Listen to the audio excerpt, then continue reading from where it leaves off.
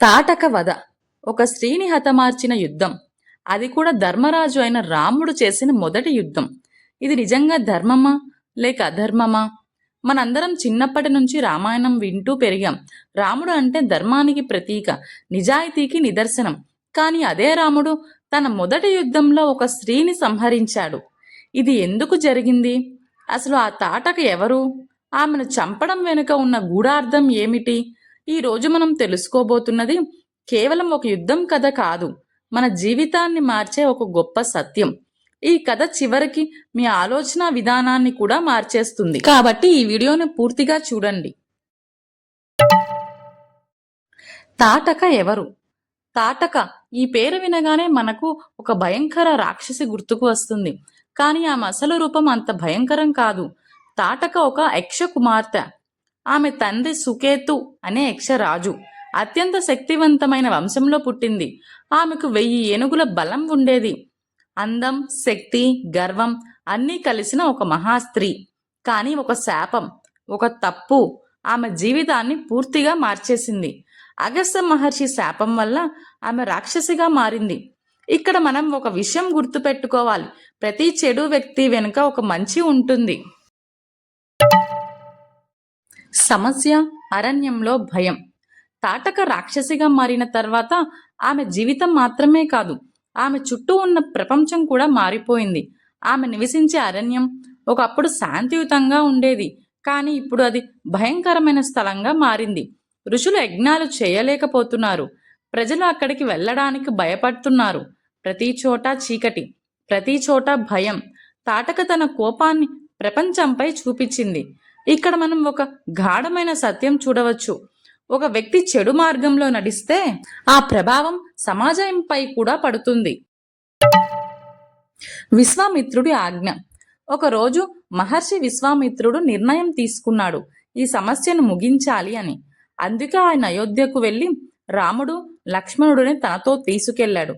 అరణ్యంలోకి వెళ్ళిన తర్వాత ఆయన రాముడికి ఒక ఆజ్ఞ ఇచ్చాడు, తాటకను సంహరించు అని.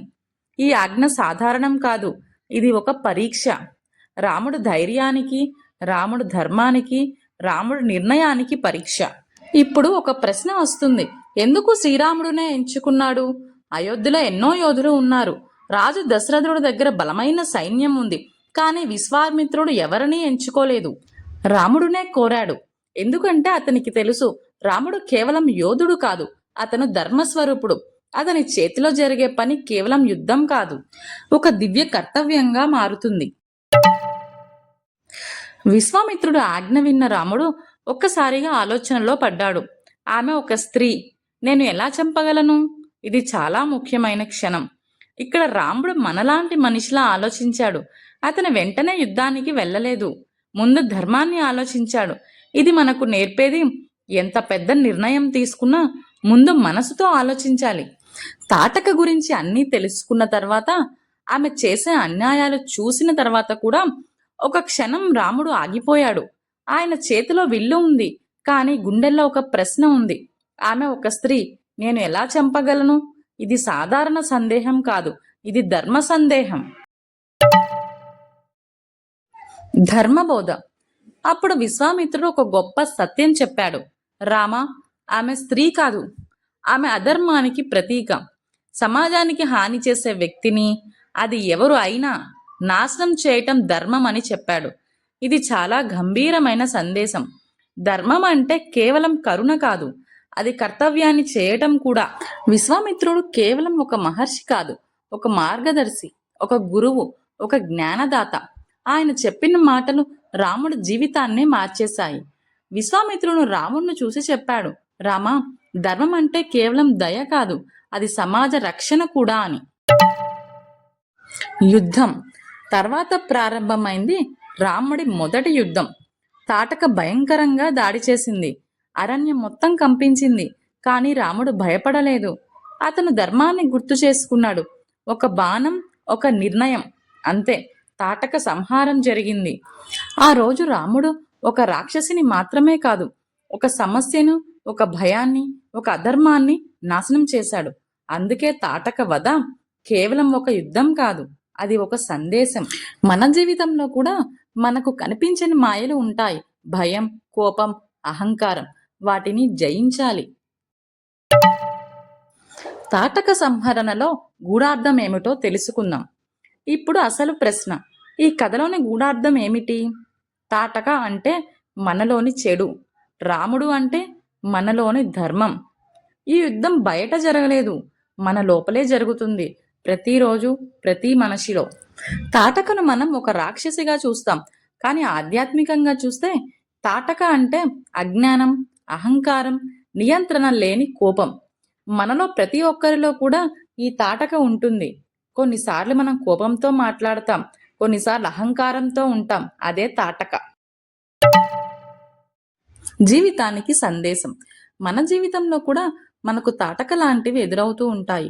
అవి కోపం కావచ్చు, అహంకారం కావచ్చు, అజ్ఞానం కావచ్చు. వాటిని ఎదుర్కోవాలి, కానీ దాటేయకూడదు.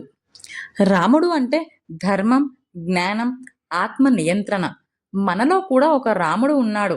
మనలో మంచి ఉంది, సత్యం ఉంది, ధర్మం ఉంది. ప్రతిరోజు మనలో ఒక యుద్ధం జరుగుతోంది. సరైనది చేయాలా, సులభమైనదే చేయాలా, నిజం చెప్పాలా, అబద్ధం చెప్పాలా? ఈ చిన్న చిన్న నిర్ణయాలే మన జీవితాన్ని నిర్మిస్తాయి. మనలో చెడు మాత్రమే కాదు, మంచి కూడా ఉంది. ముగింపు. ధైర్యం, నిజాయితీ, కరుణ, నియంత్రణ. ఇవి అన్నీ రాముడి లక్షణాలు. మనలో కూడా ఒక రాముడు ఉన్నాడు, కానీ అతన్ని మేల్కొల్పాలి. రాముడు తాటకను చంపటం అది సులభం కాదు, కానీ అవసరం. మన జీవితంలో కూడా చెడు అలవాటు వదిలేయటం, మంచినికి దగ్గరగా ఉండడం, సరైన మార్గం ఎంచుకోవడం, ఇవి కఠినమైన నిర్ణయాలు, కానీ అవే మన భవిష్యత్తును మార్చుతాయి. చాలామంది అనుకుంటారు పర్లేదు, చిన్న విషయమే అని. కానీ చిన్న కోపం పెద్ద సమస్య, చిన్న అహంకారం సంబంధాలు పాడవడం, చిన్న అబద్ధం పెద్ద నష్టం. మనం కూడా మనలోని రాముడిని మేల్కొల్పుదాం. జై శ్రీరామ్.